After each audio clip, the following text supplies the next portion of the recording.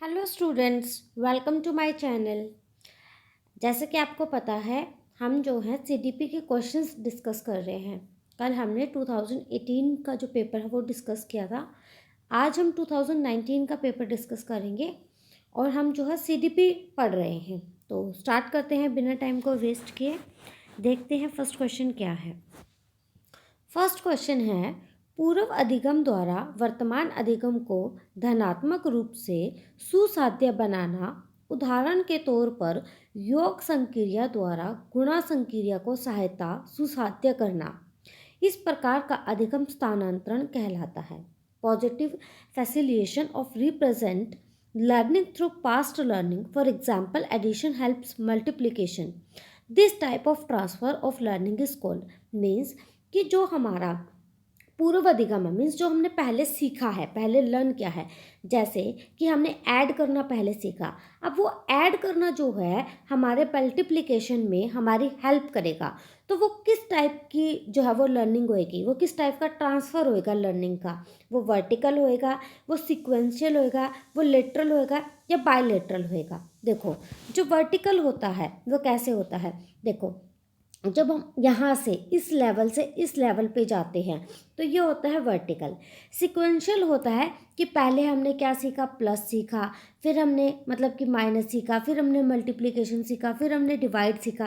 तो ये क्या होता है, सिक्वेंशियल लर्निंग ऑफ ट्रांसफ़र होता है। तो यहाँ पर जो है हम यही तो कर रहे हैं कि जो एडिशन है, ठीक है, वो हमारा किस चीज़ में हेल्प कर रहा है, मल्टीप्लिकेशन में हेल्प कर रहा है। कि एडिशन का जो एग्जाम्पल है वो मल्टीप्लिकेशन में हमारी क्या कर रहा है, हेल्प कर रहा है। तो एक तरीके से हम क्या कर रहे हैं, यहाँ पर सिक्वेंशियल लर्निंग ऑफ ट्रांसफ़र यहाँ पर हो रहा है। तो इसका राइट आंसर क्या आ जाएगा, सिक्वेंशियल। इसका राइट आंसर आ जाएगा कि ये जो है लर्निंग जो ट्रांसफ़र हो रही है वो कौन सी हो रही है, सिक्वेंशियल लर्निंग ट्रांसफ़र यहाँ पर हो रही है। नेक्स्ट क्वेश्चन है, विद्यालय का प्रजातांत्रिक संगठन अधिगम को प्रभावित करता है। अधिगम का यह कारक संबंधित है। The democratic organization of school influence learning, कि जो स्कूल का जो डेमोक्रेटिक ऑर्गेनाइजेशन है वो हमारी लर्निंग को क्या करती है, इफेक्ट करती है। तो ये फैक्टर जो है लर्निंग का, ये कौन सा फैक्टर है, ठीक है। ये मेथोडोलॉजिकल एस्पेक्ट है, सोशल एस्पेक्ट है, फिजियोलॉजिकल एस्पेक्ट है या हमारा साइकोलॉजिकल एस्पेक्ट है। तो देखो, जब स्कूल हमारा क्या है, एक समाज के अंतर्गत आता है ना। जब हम बाहर निकलते हैं, अपने परिवार से बाहर निकलते हैं, तो एक तरीके से हम कहाँ जाते हैं, समाज में जाते हैं। और जब भी ऑर्गेनाइजेशन की बात आती है तो ऑर्गेनाइजेशन क्या होता है, एक संगठन होता है। जैसे कि संगठन, और संगठन किसके अंदर बनाए जाते हैं, समाज के अंतर्गत बनाए जाते हैं। तो जब हम किसी प्रजातांत्रिक संगठन के अंतर्गत अधिगम जो हमारा प्रभावित होगा तो वो कैसा होगा, समाज उसको प्रभावित कर रहा है। एक तरीके से विद्यालय किसका पार्ट है, समाज का पार्ट है ना। तो समाज जो है किसी लर्निंग को प्रभावित कर रहा है तो वो कौन सा एस्पेक्ट हो जाएगा, हमारा सोशल एस्पेक्ट जो है वो हो जाएगा, ठीक है। नेक्स्ट क्वेश्चन, निम्नलिखित में से कौन सी योजना विद्यार्थियों के लिए समस्या समाधान में सुधार करने के लिए उपयुक्त नहीं है। यहाँ पर कुछ जो है जो प्लानिंग्स दे रखी हैं, अप्रोचेस दे रखी हैं, इनमें से कौन सी जो स्ट्रैटेजी है वो हमारी प्रॉब्लम सॉल्विंग में हेल्प नहीं करती है, ये हमें बताना है। देखो, फंक्शनल फिक्स्डनेस ऑफ स्टूडेंट, मतलब कि जो विद्यार्थी के जो फंक्शंस है, जो कार्य हैं, उनको हम क्या कर दें, फिक्स्ड कर दें। तो क्या उसको वो प्रॉब्लम सॉल्व करने में हेल्प करेगा, आपको ये सोचना है।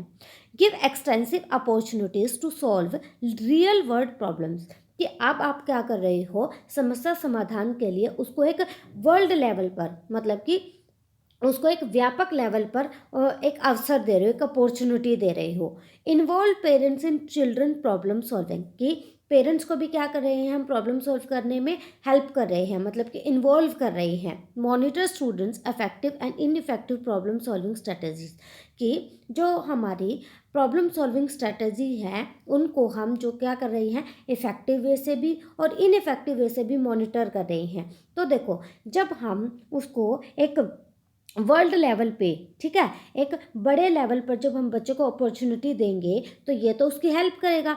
पेरेंट्स को जब हम इन्वॉल्व करेंगे तो भी बच्चे को हेल्प मिलेगी। जब हम बच्चे को टाइमली मॉनिटर करेंगे वो भी बच्चे को प्रॉब्लम सॉल्व में हेल्प करेंगे। लेकिन जब हम बच्चे के फंक्शंस को फिक्स्ड कर देंगे तो वो उसकी हेल्प नहीं करेगी, क्योंकि जब हमने किसी चीज़ को रिजिड कर दिया, एक तरीके से फिक्स्ड करना मीन्स रिजिड करना, एक लिमिट में जब हम उसको बांध देते हैं तो वो उसकी हेल्प कैसे करेगा, है ना। तो हमें उनको क्या करना है, जब बच्चे को प्रॉब्लम सॉल्विंग मेथड जब बच्चा अपनाता है या टीचर अपनाता है तो उसमें जो है बच्चा व्यापक लेवल पर सीखता है। तो यहाँ पर यही जो स्ट्रैटेजी है वो हमें नहीं अपनानी है कि फंक्शनल फिक्सडनेस ऑफ स्टूडेंट, कि जो स्टूडेंट के जो फंक्शन है उनको हमें फिक्स नहीं करना है। ठीक है, नेक्स्ट क्वेश्चन। रोहन बाहुबली की नवीनतम चित्र कथा पुस्तक पढ़ रहा है क्योंकि वह इस बात का इंतजार नहीं कर सकता कि बाहुबली और उसके परिवार के साथ क्या हुआ। यह सही उदाहरण है केवल आंतरिक अभिप्रेरणा का, केवल बाह्य अभिप्रेरणा का, आंतरिक और बाह्य दोनों प्रकार के अभिप्रेरणा का, ना तो आंतरिक और ना ही बाह्य अभिप्रेरणा का। अब देखो रोहन क्या कर रहा है, बाहुबली की कॉमिक पढ़ रहा है ना।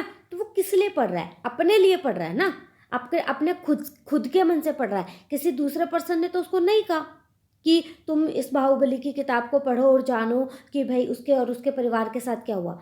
उसको किसी दूसरे पर्सन ने नहीं कहा। वो किस लिए पढ़ रहा है, खुद के लिए पढ़ रहा है। खुद उसके मन में क्यूरियोसिटी है जानने की कि उसके परिवार के साथ और उसके साथ क्या हुआ। तो वो उसका कौन सा मोटिवेशन होएगा, वो उसका इंटरनल मोटिवेशन होएगा। तो यहाँ पर राइट आंसर क्या आ जाएगा, only intrinsic motivation, internal motivation जो है यहाँ पर राइट आंसर आ जाएगा।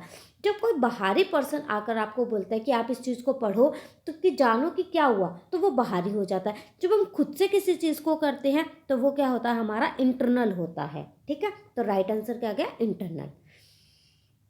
Next question. सांस्कृतिक पूर्वाग्रह पक्षपात से बचाव के लिए निम्नलिखित में से कौन सी एक अच्छी आकलन योजना है। असेसमेंट का क्वेश्चन है यहाँ पर। ठीक है, which of the following is the good assessment strategy to avoid cultural bias, कि हमें जो कल्चरल बायस है उसको अवॉइड करना है। तो उसको अवॉइड करने के लिए कौन सी असेसमेंट स्ट्रैटेजी जो है वो यहाँ पर सही रहेगी, ये हमें बताना है। Assess student using a variety of method. चलो आगे देखते हैं। Use a single good standardized test, assume that ethnic difference are due to heredity, avoid using portfolio for assessment purpose. अब देखो इसने कहा कि आकलन के उद्देश्य के लिए हमें पोर्टफोलियो के उपयोग से बचना चाहिए। देखो हमें पोर्टफोलियो के उपयोग से बचना नहीं चाहिए, बल्कि बच्चे का पोर्टफोलियो बनाना चाहिए। पोर्टफोलियो क्या होता है कि टाइम टाइम पर जो हम उसके टेस्ट लेते हैं और उसमें क्या होता है, पोर्टफोलियो में उस बच्चे का सारा रिकॉर्ड जो है वो रखा जाता है। तो वो तो हमें रखना चाहिए। अब ये कह रहे हैं कि मानव जातीय विभिन्नताओं को आनुवंशिकता के कारण मानना। अब सिर्फ और सिर्फ जो है डिफरेंसेस जो है जो भी हमारे एथनिक डिफरेंसेस है, जो क्या सिर्फ हमारे हेरिडिटी की वजह से आते हैं, ऐसा तो नहीं है। हमारे एनवायरनमेंट की वजह से भी तो डिफरेंसेस आते हैं। तो ये चीज़ भी गलत हो गई।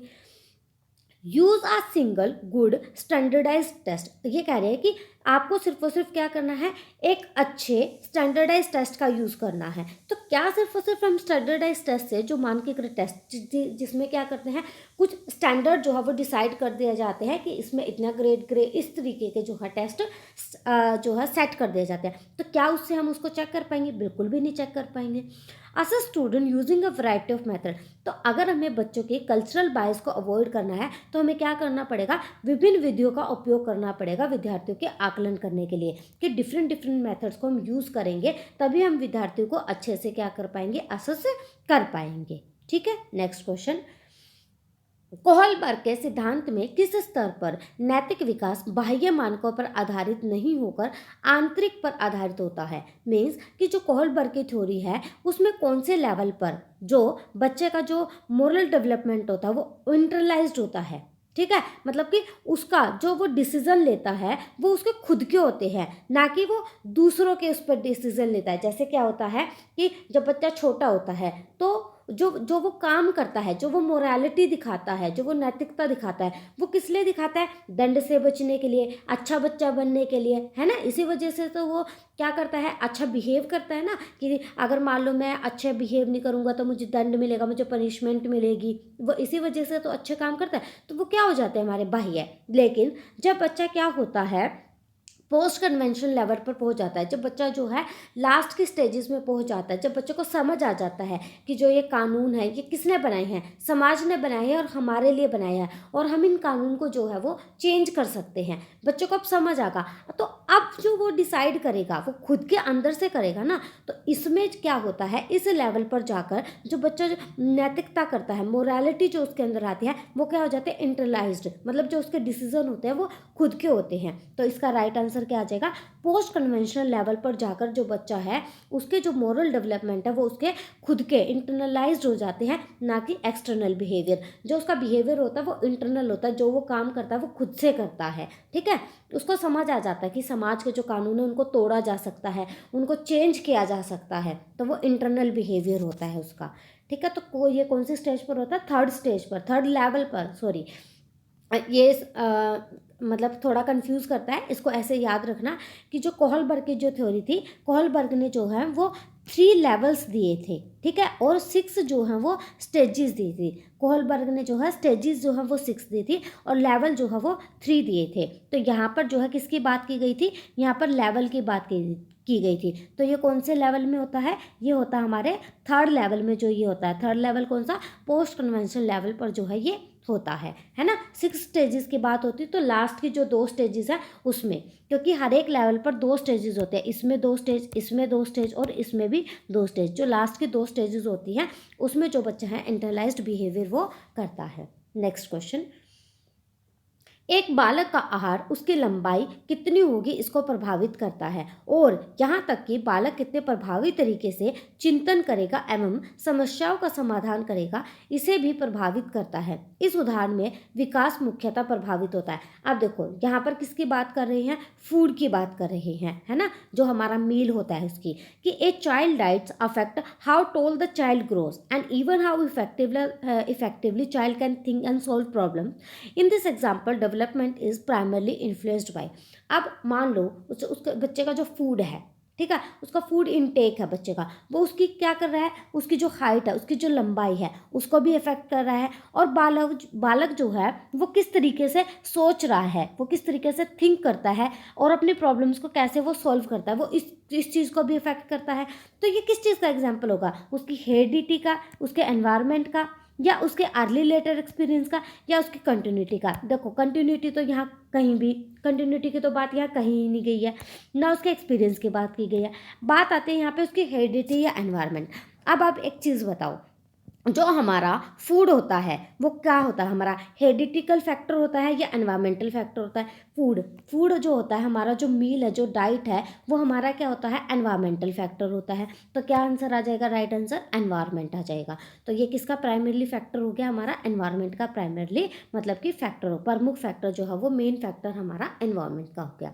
नेक्स्ट क्वेश्चन, निम्नलिखित में से कौन सी योजना विद्यार्थियों में क्रांतिक आलोचनात्मक चिंतन कौशल के विकास को सर्वोत्तम प्रकार से पोषित करते हैं। मीन्स के which teaching strategy is most likely to foster the development of critical thinking skill of student. मतलब कि कौन सी ऐसी जो स्ट्रैटेजी, टीचिंग स्ट्रैटेजी जो है वो बच्चों में क्या करेगी, वो क्रिटिकल थिंकिंग ऑफ स्किल को क्या करेगी, डेवलप करेगी। यहाँ पर हमें स्ट्रैटेजी दे रखी है, तो ये हमें बताने की वो कौन सी स्ट्रैटेजी है जो बच्चों में क्रिटिकल थिंकिंग को डेवलप करेगी, ये बताना है।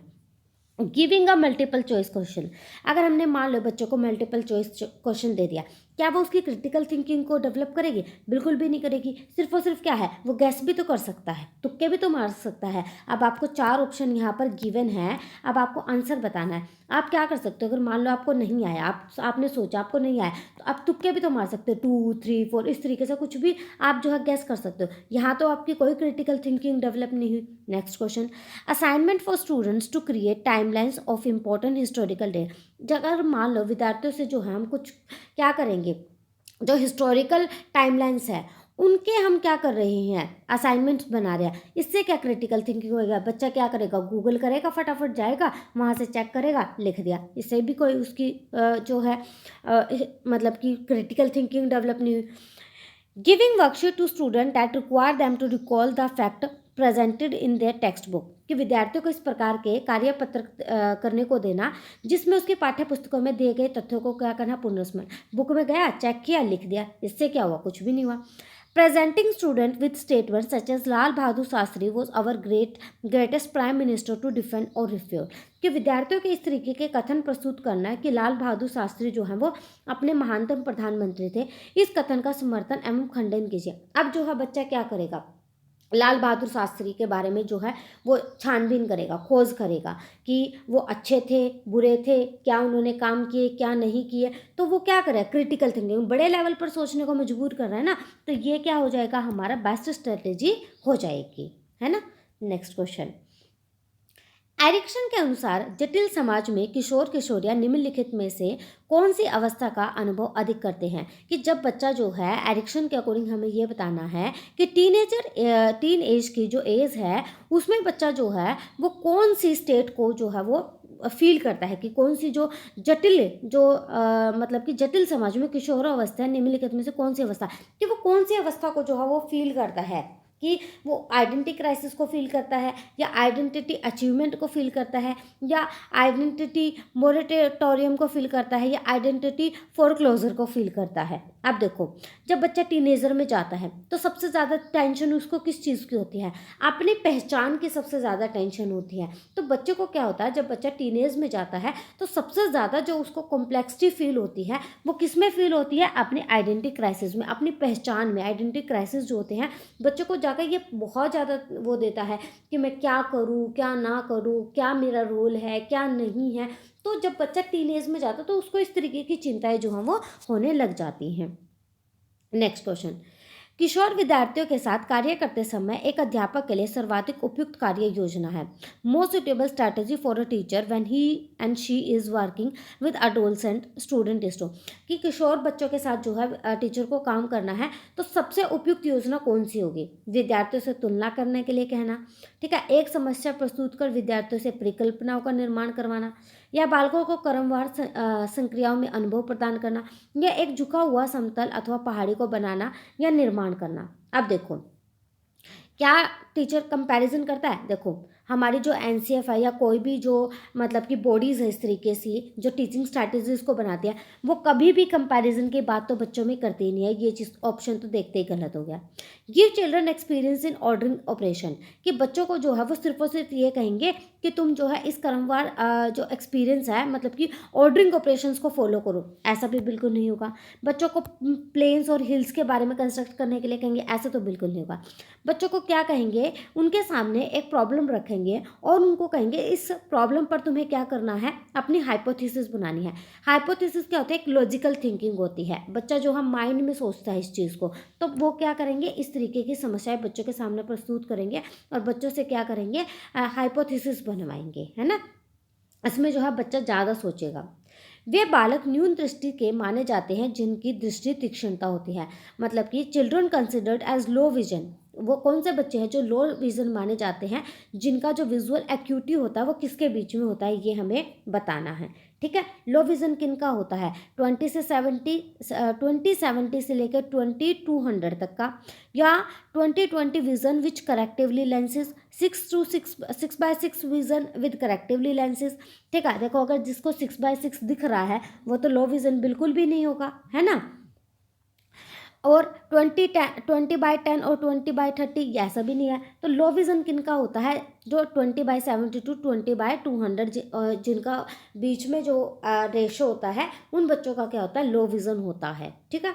अधिगमकर्ता शिक्षु केंद्रित अनुदेशनात्मक योजना, जिसमें विद्यार्थी अध्यापक के प्रश्नों और निर्देशों की सहायता से अपनी समझ को निर्मित करने के लिए प्रोत्साहित होते हैं, वह है मतलब कि learner centred instructional strategy in which student are encourage to construct their understanding with the assistance of teacher through questions and direction is, कि एक तरीके से क्या कर रहा है टीचर, क्या कर रहा है, उनको इंस्ट्रक्शन दे रहा है ना। और जिसमें विद्यार्थी क्या कर रहे हैं, टीचर के क्वेश्चंस से और उनकी हेल्प से जो है अपनी समझ को विकसित कर रहे हैं।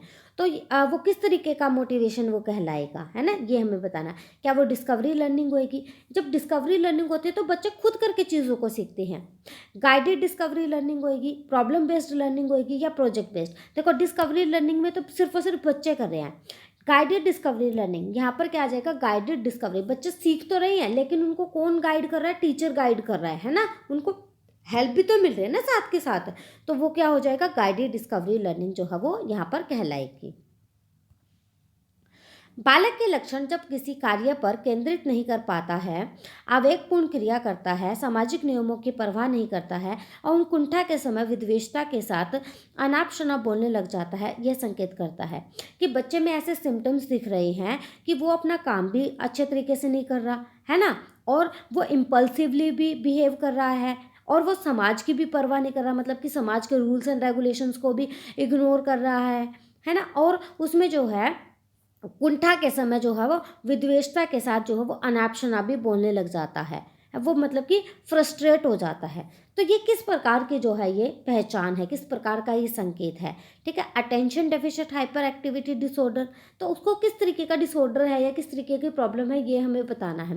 वो स्लो लर्नर है या वो मेंटली रिटार्डेशन है या उसको क्या है, अमनेजिया है, मीन्स की स्मृति लोपन है। देखो जब बच्चा क्या होता है, जो attention deficient hyper activity disorder होता है, इसमें जो बच्चा है एक जगह ना तो वो है टिक करके बैठता है, और इसमें बच्चा क्या करता है, एक ही बिहेवियर को रिपीट करता रहता है, और वो जो काम करता है उसमें उसको समाज की कोई परवाह नहीं होती, वो चीज़ों से फ्रस्ट्रेट होता रहता है, और वो बहुत इम्पल्सिवली क्या करता है, एक्ट भी करता है, बिहेव भी करता है, और वो जो है किसी चीज़ पर फोकस नहीं कर पाता। जब बच्चे में इस तरीके का डेफिशिएंट होगा, हाइपर एक्टिविटी डिसऑर्डर होगा, तो बच्चा जो है वो अटेंटिवली किसी चीज़ को सुनता भी नहीं है। तो यहाँ पर इसका राइट आंसर क्या आ जाएगा, attention deficit hyper activity disorder, जिसको हम ADHD भी कहते हैं, और कई बार पेपर में जो है इसका फुल फॉर्म भी पूछ लिया जाता है कि ADHD की फुल फॉर्म क्या है। नेक्स्ट क्वेश्चन, डैश सामाजिक संज्ञान सिद्धांत से उसी प्रकार संबंधित है जिस प्रकार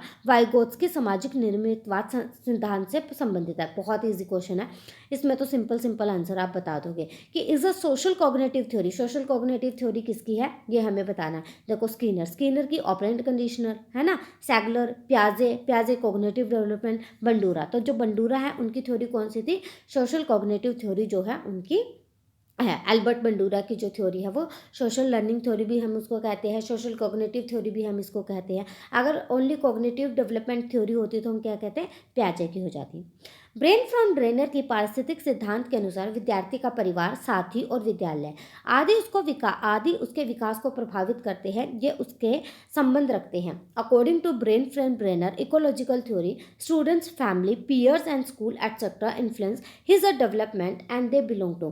कि स्टूडेंट का उसमें क्या आ गई, फैमिली भी आ गई, उसका पीयर ग्रुप भी आ गया, उसका स्कूल भी आ गया, वे सब जो है उसको क्या कर रहे हैं, इफेक्ट कर रहे हैं। तो वे कौन से सिस्टम में आएंगे, क्रोमो सिस्टम, माइक्रो सिस्टम, ये क्रोनो नहीं क्रोमो आएगा, chromo system, micro system, macro system या उसका एक्सो सिस्टम। तो जो उसका माइक्रो सिस्टम होता है उसमें उसका फैमिली, उसका पीयर, उसका स्कूल जो है उसके माइक्रो सिस्टम में आता है। तो राइट आंसर आ जाएगा हमारा यहाँ पर माइक्रो सिस्टम, है ना। ये जो ब्रेन फ्रॉम ड्रेनर की जो थ्योरी है ये बहुत इंपॉर्टेंट है, इसको एक बार पढ़ लेना, बहुत ईजी थ्योरी है, आप एक बार पढ़ोगे तो आपको समझ आ जाएगा। मैं इसकी वीडियो भी बना दूंगी, ठीक है। जब पहले मैं आपको इनके क्वेश्चंस करा दूँ, फिर जो है मैं जो इंपॉर्टेंट जो कंसेप्ट है ना उनकी वीडियोस बना दूंगी। आज जो है हम लास्ट में एक बार डिस्कस करेंगे कि कौन कौन से जो टॉपिक्स है वो ज़्यादा इंपॉर्टेंट है, और मैं जो है आपको एग्जाम से पहले उन सब की वीडियोस भी जो है आपको प्रोवाइड करा दूंगी, ठीक है। ये ब्रेन फ्रेम, जैसे कि ब्रेन फ्रेम ब्रेनर है, डेवलपमेंट का टॉपिक है, इंटेलिजेंस का जो टॉपिक है ये बहुत इंपॉर्टेंट टॉपिक है। तो इनकी वीडियोस जो है मैं आपको बना दूंगी। कोहलबर्ग, जीन पियाजे, एरिक्सन, इनकी मैंने ऑलरेडी बना रखी है, और जो इंपॉर्टेंट टॉपिक्स जो आ रहे हैं बार बार रिपीटेडली जो क्वेश्चंस पूछे जा रहे हैं उनकी वीडियो जो है मैं बना दूंगी। चलो नेक्स्ट क्वेश्चन, टाइम नहीं वेस्ट करते।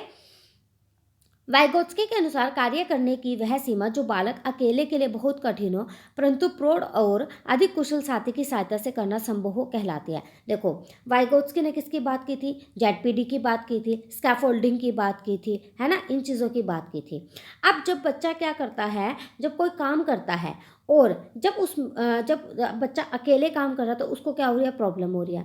जब उसको प्रॉब्लम हो रही है तो उसको किसी अडल्ट की, मीन्स किसी बड़े की और किसी ऐसे साथी की ज़रूरत होती है जो उसकी हेल्प कर सके।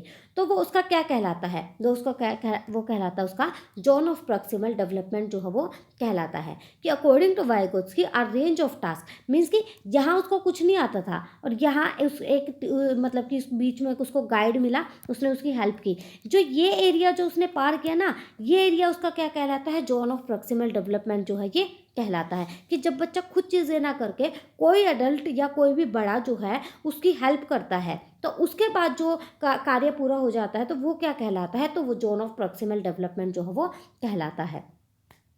पियाजे के अनुसार निम्नलिखित में से कौन सी विशेषता बालकों के औपचारिक क्रियात्मक अवस्था से संबंधित नहीं है। हमें ये बताना है कि कौन सी जो यहाँ पर टर्म्स दे रखी हैं वो बच्चे के जो फॉर्मल ऑपरेशनल स्टेज है वो उससे रिलेटेड नहीं है। देखो, फॉर्मल ऑपरेशनल स्टेज में जो बच्चा है वो हाइपोथेटिक डिडक्टिव रीजनिंग बिल्कुल करता है। ये तो इसकी मतलब मेन पॉइंट जो है ये इसका यही है, hypothetical reasoning, logical reasoning, hypothetical reasoning, idealistic reasoning, abstract thinking, abstract reasoning. लेकिन स्पेशल रीजनिंग की बात जो है वो पियाजे ने कहीं पर भी नहीं कही है। बच्चा जो है स्पेशल रीजनिंग नहीं करता है। कॉग्निटिव डेवलपमेंट में स्पेशल रीजनिंग की बात जो है नहीं की गई है। ठीक है, स्पेशल रीजनिंग या स्पेशल थिंकिंग या स्पेशल इंटेलिजेंस की बात जो है वो इंटेलिजेंस में गार्डनर की जो थ्योरी है उनमें जो है, या थर्स्टन ने जो पीएम में दी थी उनमें ये बात की गई है। लेकिन पियाजे की थ्योरी में जो है ये स्पेशल रीजनिंग की बात नहीं की गई है। तो राइट आंसर क्या आ जाएगा, स्पेशल रीजनिंग। ठीक है, नेक्स्ट क्वेश्चन। पारुल के बुद्धि परीक्षण उसे औसत और औसत से अधिक बुद्धि को दर्शाते हैं, जबकि उसके पठन, वृत्तनी, सामाजिक विज्ञान और विज्ञान के ग्रेड अधिक न्यून मीन्स कम है। उसके गणित के ग्रेड काफ़ी उच्च है और लेखन कौशल जो है वो पर्याप्त है। पारुल को मुख्यतः है, हमें यह बताना कि पारुल को कौन सी प्रॉब्लम है। पारुल देखो, पारुल क्या है, वो क्या है, Parul's intelligence test indicate that she is average to above average intelligent. मतलब कि वो क्या है, एक औसत से भी अधिक जो है वो औसत बुद्धि वाली बच्ची है। ठीक है, however her grades in reading, spelling, social science and science are very low. मतलब कि उसकी जो रीडिंग है, उसकी जो स्पेलिंग्स हैं और जो उसका सोशल साइंस है एंड साइंस है वो क्या है, बहुत ही लो है। देखो, जब रीडिंग है वो क्या है, उसकी बहुत लो है। लर्निंग डिसेबिलिटी है उसको, तो जब लर्निंग डिसेबिलिटी होती है तो उसको हम क्या कहते हैं, उसको हम कहते हैं डिसलेक्सिया कहते हैं। लर्निंग डिसेबिलिटी, पठन से संबंधित जो हमारी डिसेबिलिटीज़ होती हैं उसको हम क्या कहते हैं, डिसलेक्सिया जो है उसको हम कहते हैं। अगर मान लो उसको मैथ्स में देखो, her maths grades are quite high and her writing skills are adequate. उसने कहा कि वो मैथ में तो अच्छी है, जब वो मैथ में अच्छी है तो उसको डिस्कैलकुलिया हो ही नहीं सकता। मैथ में अच्छी है ना, अगर उसको गणितीय संबंधी विकार होता तो डिस्कैलकुलिया हो जाता। अगर उसको लेखन से संबंधित विकार होता तो डिस्ग्राफिया हो जाता, है ना। और अगर उसको बोलने से संबंधित कुछ इस तरीके का विकार होता तो वो डिस्फेजिया हो जाता।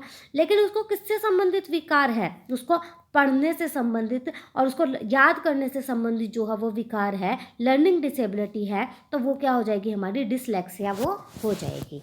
ठीक है, तो राइट आंसर आ जाएगा 3, dyslexia. Next question.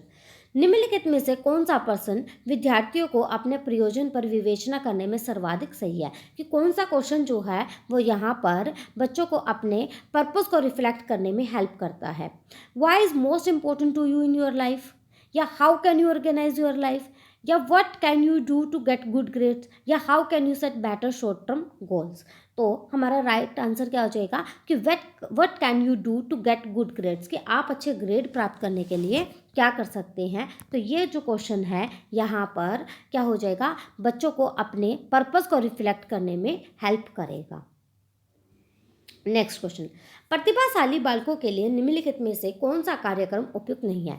Which of the following programme is not suitable, कि कौन सा जो प्रोग्राम है वो गिफ्टेड चिल्ड्रन के लिए वो सुटेबल नहीं है, ये हमें बताना है। Special classes, remedial teaching, acceleration, enrichment in regular classroom setting. देखो, जो हमारा क्या होता है, एक्सेलरेशन होता है, वो तो जो है गिफ्टेड बच्चों के लिए बहुत ही इंपॉर्टेंट होता है। एक्सेलरेशन के मतलब कि ये तो बात कही गई कि जो एक्सेलरेशन है वो बहुत इंपॉर्टेंट होता है। अब जो गिफ्टेड बच्चे हैं उनको क्या होता है, स्पेशल क्लासेस उन्हें क्यों दी जाती हैं, क्योंकि वो गिफ्टेड बच्चे हैं। ठीक है, वो इंटेलिजेंट भी हो सकते हैं, वो क्रिएटिव भी हो सकते हैं। गिफ्टेड बच्चे कैसे भी हो सकते हैं, है ना, तो उनको स्पेशल क्लासेस भी चाहिए। उनको जो है कक्षा में मतलब कि रेगुलर क्लासरूम में उनको एनरिचमेंट भी चाहिए, है ना, उनको मतलब कि बढ़ावा भी देना, मोटिवेट भी करना है। लेकिन उनको रेमेडियल टीचिंग की जो है उनको ज़रूरत नहीं होती। रेमेडियल टीचिंग की ज़रूरत किनको होती है, जिन बच्चों को कोई प्रॉब्लम होती है। ठीक है। और उन बच्चों को क्या करते हैं, पहले हम डायग्नोज करते हैं, उनके रीज़न को जानते हैं, रीज़न को जानने के बाद हम क्या करते हैं, बच्चों को रेमेडियल टीचिंग जो है प्रोवाइड कराई जाती है। तो गिफ्टेड बच्चों को जो है रेमेडियल टीचिंग नहीं चाहिए होती है। नेक्स्ट क्वेश्चन, किशोर जन मुख्यतः बालिकाएं कठोर आहार आदतों और अत्यधिक आभास कार्य को करने लगती हैं। किशोरों का यह आहार संबंधी विकार कहलाता है। Young people mainly girls engage in strict dieting and excessive exercise. कि यंग पीपल में जो लड़कियां हैं वो क्या करते हैं, मेनली जो लड़कियां हैं वो क्या करती हैं, डाइट को फॉलो करती हैं। मीन्स कि अगर मैंने ज़्यादा खा लिया तो क्या हो जाएगा, मैं मोटी हो जाऊंगी। और वो क्या करती हैं, एक्सेसिव एक्सरसाइज करते हैं, और बहुत ज़्यादा वो क्या करते हैं, एक्सरसाइज भी करती हैं। तो इस तरीके का जो ईटिंग डिसऑर्डर होता है एडोलसेंस में, वो क्या कहलाता है, ये हमें बताना है। एंड्रोक्सिया नर्वोसा, ऑब्सेसिव कंपल्सिव न्यूरोसिस या न्यूरो डेवलपमेंट डिसऑर्डर या बुलिमिया नर्वोसा। देखो यहाँ पर जो न्यूरो डेवलपमेंट डिसऑर्डर होता है ये माइंड से संबंधित होता है, ये तो होगा नहीं। ऑब्सेसिव कंपल्सिव न्यूरोसिस मतलब कि मनोग्रस्त तंत्रिका ताप, ऐसा भी कुछ नहीं होगा। एंड्रोक्सिया नर्वोसा में क्या होता है, बच्चा ठूसता ही रहता है, ये नहीं होगा। बुलिमिया नर्वोसा में क्या होता है, क्या करता है, लड़कियाँ क्या करती है, स्ट्रिक्ट डाइट को फॉलो करती है और वो कुछ खाती नहीं है। एंड्रोक्सिया में वो खाता रहता है फिर वो डाइट करता है, लेकिन बुलिमिया में वो खाती नहीं है फिर भी वो डाइट करती है ना। तो इस तरीके की जो ये होते हैं, ये क्वेश्चन जो है ये भी इंपॉर्टेंट है। एंड्रोक्सिया नर्वोसा और बुलिमिया नर्वोसा ये भी जो है पेपर में पूछा जाता है ना। तो यहाँ पर बुलिमिया नर्वोसा में क्या होता है, लड़कियाँ जो है वो मतलब कि स्ट्रिक्ट डाइट को फॉलो करती है, खाती नहीं है और क्या करती हैं, मतलब कि हाईली एक्सेसिव जो है वो एक्सरसाइज करती हैं। वो किस लिए, ताकि मैं मोटी ना हो जाऊँ, उनको इस तरीके का डिसऑर्डर होता है। नेक्स्ट क्वेश्चन, निम्नलिखित में से कौन सा कथन समावेशी शब्द को सर्वाधिक उपयुक्त रूप से प्रभावित करता है। यहाँ पर जो है कुछ स्टेटमेंट दी गई हैं और उनमें से जो कौन सी टर्म है वो इंक्लूजन को अप्रोप्रिएटली डिफाइन करी है, ये हमें बताना है।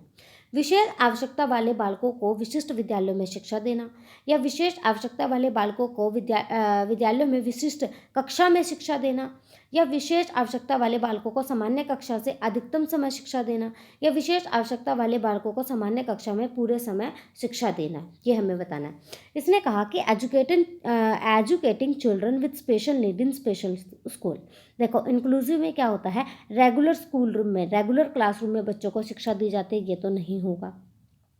Educating children with special need in special classroom of special school, इसने ये तो कभी कहा ही नहीं इंक्लूजन ने कि स्पेशल नीड वाले बच्चों को स्पेशल क्लासरूम में शिक्षा दो। Educating children with special need most of time in regular class, कि इन्होंने ये भी ऐसा कुछ नहीं कहा कि ज़्यादा से ज़्यादा टाइम में उनको इस चीज़ को रखो। Educating children with special need full timing, ये हमेशा ये कहते हैं कि जो स्पेशल नीड वाले बच्चे हैं उनको भी क्या करो, रेगुलर क्लास में जो है फुल टाइम शिक्षा जो है वो दो। तो ये जो टर्म है कि educating children with special need full time in the regular classroom, ये हमारे क्या करते हैं, इंक्लूजन को अप्रोप्रिएटली डिफाइन करती है। संवेगों की प्रकृति के बारे में निम्नलिखित में से कौन सा कथन जो है वो सही है। Which of the following statement is correct about the nature of emotion. Emotions के बारे में कौन सी स्टेटमेंट सही है, ये हमें बताना है। Emotional expressions are modified by learning, कि जो हमारे संवेग होते हैं वो हमारी अभिव्यक्ति अधिगम द्वारा जो है वो चेंज हो जाते हैं, ये हमें बताना है। क्या ये सही है। Emotions are permanent state of that organism, कि ये कह रहे हैं कि जो इमोशंस है वो हमारे परमानेंट होते हैं। Emotions are aroused by internal stimuli, कि ये कह रहे हैं कि इमोशंस जो है वो हमारे इंटरनल स्टिमुलाई द्वारा अराउज होते हैं। या certain facial expressions of emotions of different meaning, या संवेगों की निश्चित भावाभिव्यक्ति जो है वो भिन्न भिन्न अर्थ लिए होती है। अब देखो जो इमोशंस होते हैं वो परमानेंट नहीं होते हैं, इमोशंस आते हैं और चले जाते हैं। इमोशन सिर्फ और सिर्फ इंटरनल स्टिमुलाई द्वारा अराउज नहीं होते, वो एक्सटर्नल जो स्टिमुलस होते हैं उनसे भी अराउज होते हैं। और जो संवेगों की जो निश्चित भावाभिव्यक्ति होती है वो भिन्न भिन्न अर्थ लिए होते हैं, लेकिन अलग अलग टाइम पर लिए होती है। वो उनकी कोई फिक्स्ड नहीं होती कि हर बार जो है संवेग एक ही उसको दिखाएगा, ठीक है। तो ये भी नहीं है, फीलिंग को शो करेगा। तो क्या है हमारा राइट आंसर, हमारा राइट आंसर आ जाएगा कि जो संवेगों की जो अभिव्यक्ति होती है उसको जो है लर्निंग के द्वारा हम चेंज कर सकते हैं, ठीक है। अगर मान लो हमारा गुस्सा है उसको हम कंट्रोल कर सकते हैं, उसको हम सीख सकते हैं, कंट्रोल करना जो हम सीख सकते हैं। किसी भी संवेग को, किसी भी इमोशन को जो है आप लर्निंग्स के थ्रू जो है आप उसको चेंज कर सकते हो। जब विद्यार्थी अधिगम विषय वस्तु का अर्थ निकालकर उसे समझने के लिए अधिगम उपागम का उपयोग करते हैं तो यह अधिगम शैली निम्नलिखित में से कौन सी है। देखो, which of the following type of learning study style is used when student approaches learning in a very way to help. देखो, अब बच्चा क्या कर रहा है, डीपली किसी मीनिंग को समझने की कोशिश कर रहा है, तो वो किस तरीके की स्टडी हो जाएगी, प्रैक्टिकल स्टाइल या इम्पल्सिव स्टाइल या सरफेस स्टाइल या डीप स्टाइल। तो जब बच्चा क्या कर रहा है, किसी भी विषय वस्तु को उसका अर्थ निकाल कर समझने की, मीनिंग निकाल रहा है फिर उसको समझ रहा है, तो वो हमारे क्या हो जाएगा, डीप स्टाइल। सरफेस लेवल जो है वो तब होता जब बच्चा क्या कर रहा है, ऊपरी स्तर पर पढ़ता है ना, ऊपर ऊपर से जो है वो पढ़ लेता, तो वो हमारा क्या कहलाता है, सरफेस लेवल पर पढ़ना कहलाता है। लेकिन जब बच्चा मीनिंग निकाल रहा है, बच्चा किसी चीज़ को समझ रहा है, पहले उसका मीनिंग निकाल रहा है, फिर उसको क्या कर रहा है, फिर उसको अंडरस्टैंड करने की कोशिश कर रहा है, तो ये क्या कहलाता है, हमारा डीप स्टडी कहलाता है, डीप लर्निंग जो है वो कहलाता है, डीप स्टाइल जो है ये कहलाता है। इस प्रकार बोलना अथवा लिखना जो दूसरों पर प्रभाव छोड़ दे, कि जो कोई बच्चा है वो इस प्रकार से बोलता है और इस प्रकार से लिखता है कि दूसरा व्यक्ति जो है वो बहुत ही उससे प्रभावित हो जाता है, तो ये क्या कहलाता है कि उसको जो है ग्रामर ऑफ लैंग्वेज, वो भाषा का व्याकरण का अच्छा ज्ञान है, या फनीम्स ऑफ लैंग्वेज कि उसको भाषा के ध्वनि ग्राम्स का अच्छा यूज़ है, या प्रैग्मेटिक ऑफ लैंग्वेज या भाषा का वो व्यवहारिक प्रयोग कर रहा है, या मॉर्फिम्स ऑफ लैंग्वेज कि वो भाषा का जो रूप प्रोग्राम्स है, जो मॉर्फिम्स है उनको अच्छे से प्रयोग कर रहा है। तो देखो, अगर मान लो जब हम भाषा को जो भाषा जब हम उसको क्या करते हैं, प्रैग्मेटिकम रूप से, सॉरी मुझे थोड़ी प्रॉब्लम आ रही है इस वर्ड को बोलने में, प्रैग्मेटिक्स, ठीक है। जब कोई भी इंसान है या मैं हूँ या कोई भी है, जब हम क्या करते हैं, लैंग्वेज को प्रैग्मेटिक रूप से जो है हम उसको यूज़ करते हैं, तो वो क्या कहलाते हैं, भाषा को व्यवहारिक रूप से जब यूज़ किया जाता है तो वो क्या कहलाती है, दूसरों पर जब वो बोलता है और लिखता है तो वो एक अच्छा इम्पैक्ट जो है वो छोड़ता है। प्रैग्मेटिक मुझे बोलना आता है बट समटाइम्स हो जाता है, प्रैग्मेटिक है ये। अधिगम की वह अवस्था जिसमें एक से अधिक साथी एक दूसरे को प्रेरित और प्रोत्साहित करते हैं, वो क्या कहलाती है, कि learning situation in which multiple partner stimulate and encourage one another. कि लर्निंग सिचुएशन में क्या कर रहा है, एक पार्टनर जो है एक से ज़्यादा को क्या कर रहा है, मोटिवेट कर रहा है और एनकरेज कर रहा है, तो वो क्या कहलाएगी, team teaching, programmed instruction, cooperative learning या डिस्कवरी लर्निंग। तो वो क्या होती है, वो कोऑपरेटिव लर्निंग होती है, क्योंकि जब बच्चा एक साथ मिल करके सीखता है और एक से अधिक अपने पीयर्स को भी वो क्या कर रहा है, मोटिवेट करता है, एनकरेज करता है, या अपने पार्टनर को क्या कर रहा है, स्टिमुलाई प्रोवाइड करा रहा है, तो वो क्या हो जाती है, हमारी कोऑपरेटिव लर्निंग हो जाती है। निम्नलिखित में से कौन सा कथन बालक विकास के सिद्धांतों के बारे में गलत है, ठीक है। चाइल्ड डेवलपमेंट के बारे में कौन सी स्टेटमेंट जो है यहाँ पर रोंग है, ये हमें बताना है। Development follows a definite and predictable pattern, कि जो डेवलपमेंट है वो एक निश्चित और पूर्व अनुमानित प्रारूप से होता है। बिल्कुल सही बात है कि जो डेवलपमेंट है उसका हम अनुमान लगा सकते हैं ना। All individual are similar in their development, कि जितने भी जो इंडिविजुअल है, जितने भी जो पर्सन है, सबका जो डेवलपमेंट है वो समान होता है, ये स्टेटमेंट तो बिल्कुल ही गलत है, क्योंकि सभी में क्या होते हैं, इंडिविजुअल डिफरेंसेस होते हैं और सबका जो डेवलपमेंट है वो अलग अलग तरीके से होता है। कोई किसी का डेवलपमेंट जल्दी हो रहा है, किसी का थोड़ा लेट हो रहा है, किसी का मतलब कि मीडियम स्पीड से हो रहा है। तो जो डेवलपमेंट है सभी व्यक्तियों में समान गति से नहीं होता है, समान नहीं होता है।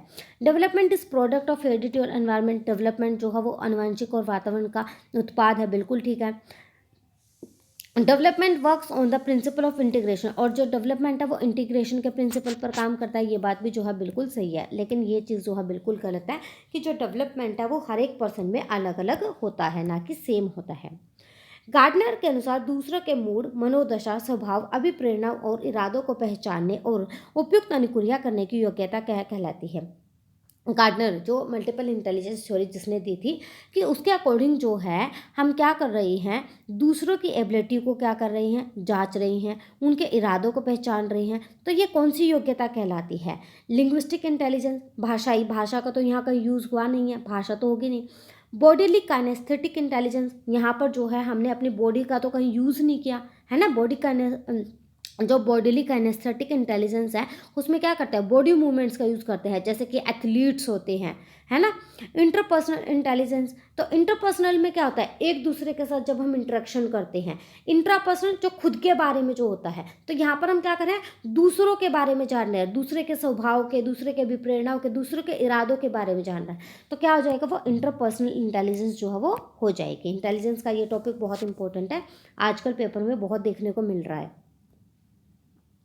प्याजे के अनुसार किशोरों की वास्तविक सांसारिक परिस्थितियों को देखे बिना शाब्दिक कथनों के तर्कों को मूल्यांकन करने की योग्यता है। अकॉर्डिंग टू प्याजे, adolescent ability to evaluate the logic of verbal statement without referring the real word, कि हम रियल वर्ड सर्कमस्टांसेस को नहीं देख रहे, सिर्फ और सिर्फ हम क्या देख रहे हैं, वर्बल स्टेटमेंट को देख रहे हैं, तो ये जो है ये क्या कहलाते हैं अकॉर्डिंग टू प्याजे, ठीक है।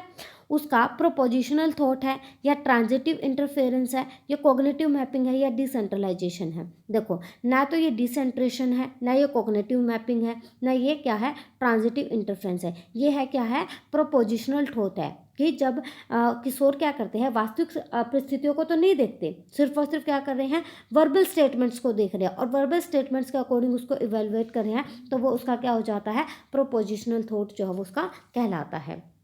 नेक्स्ट एंड लास्ट क्वेश्चन आज का, निम्नलिखित में से किस मनोवैज्ञानिक ने किशोर अवस्था को परिभाषित किया कि किशोरावस्था वह काल या अवधि है जिसमें बालक और बालिकाएं मानसिक, संवेगात्मक, सामाजिक और शारीरिक रूप से बाल्यावस्था से प्रौढ़ अवस्था की ओर जाते हैं। अब ऑब्वियस सी बात है, किशोर अवस्था में बच्चे जो हैं वो किससे जाएंगे, बाल्यावस्था से प्रौढ़ अवस्था की तरफ ही जाएंगे ना। तो ये बात किसने कही थी, ए.टी. जर्शील्ड ने, ई.बी. हरलोक ने, या आई.पी. डेविस ने, या एच. सोरेनसन ने। तो ये बात कही थी ए.टी. जर्शील्ड ने, जो है ये बात, ये डेफिनेशन जो है ए.टी. जर्शील्ड ने दी थी।